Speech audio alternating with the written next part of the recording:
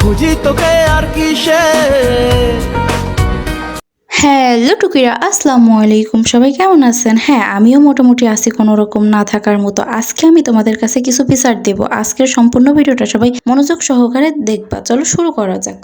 একটা বুইরা আদ্দামরা পাঠা লোক আমাকে মেসেঞ্জারে এসে লিখছে, হাই, হ্যালো, শোনো না, আমার গার্লফ্রেন্ড হবে। আমি রিপ্লাই দিইনি। আবার আজকে লিখেছে, গার্লফ্রেন্ড নাই হতে পারো, আমার বন্ধু তো হতেই পারো। আমি তো তোমার বয়সী হব, বন্ধু তো হতেই পারো।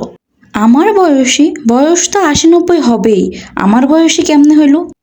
বলি, আয়না নাই আপনার বাড়িতে? আয়নায় দেখতে পারেন না আপনার থোবরাটা? আপনি অন্ধ, চোখে দেখতে পান না? আয়নায় কি কিনে পাঠাবো আপনার থোবরাটা দেখানোর জন্যই? আপনাকে আমার বয়সী কোন দিক থেকে লাগে? আপনি তো আমার দাদা নানার বয়সী। আপনাকে আমি বন্ধু বানাবো, বুঝতে পারেন না? না, আসলে দোষটা তো আপনার না, দোষটা আপনার পরিবারের, যে আপনাকে ফেসবুক খুলে দিয়েছে। কারণ আপনার মুরুদ নেই, সেটা তো দেখেই বোঝা যাচ্ছে। আপনি ফেসবুক খুলেছেন কেন মরার বয়সে? আমার বন্ধু, গার্লফ্রেন্ড হবা, এগুলো কি? হ্যাঁ, তা বুড়ো বয়সে কি আপনাকে কি ভীমরতিতে ধরেছে দাদু? আবার এত দুঃখের ভিতর আমার মা শুরু করলো।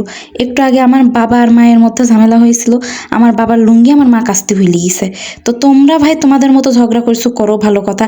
আমি তো তোমাদের কিছু বলতে যাইনি, আমি তো শুধু পাশ দিয়ে একটা পানির বোতল আনতে গেছিলাম। আর পুরো ঘটনাটা এন্টনার মতো আমার দিক ঘুরে গেল। হঠাৎ করে আমার মা, তোমার মেয়ে কোনো কাজ করে না, তোমার মেয়ে তো বসেই থাকে, তোমার মেয়ের জন্য আমি কি করব বুঝতে পারি না, কি একটা জন্ম দিয়ে রেখে দিয়েছি শুধু ফোনের চিতাঘাটে। আরে আমি কি করলাম? তোমাদের ঝামেলা লুঙ্গি নিয়ে তোমরা কন্টিনিউ করো না, আমি তো ভাই কিছু বলতে যাইনি। বাড়িতে যত ঝামেলা সব আমার আর আমার ফোনকে নিয়েই হয়। আমার হাত থেকে যখন ভুল ভবিষ্যতে কিছু জিনিসপাতি পরি ভেঙে যায়, আর আমার মার তখন শুরু হয়ে যায়, হ্যাঁ হ্যাঁ, ভাঙ ভাঙ ভাঙ, সব ভেঙে ফেল, তোর বাপ তো আম্বানি, তুই ভাঙলে সব আবার নতুন করি তোর বাপ কিনে নিয়ে আসবে। তোর বাপের তো টাকা পয়সার অভাব নেই, তোর তো কেনার মুরুদ জীবনও হবে না, তুই শুধু ভাঙতেই থাক।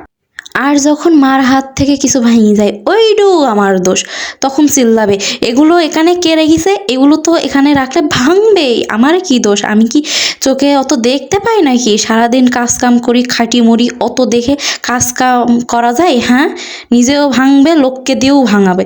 দে দে, সব ভেঙে চুরি শেষ করে দে। এইটা হচ্ছে আলমডাঙ্গার বিখ্যাত একটা জায়গা।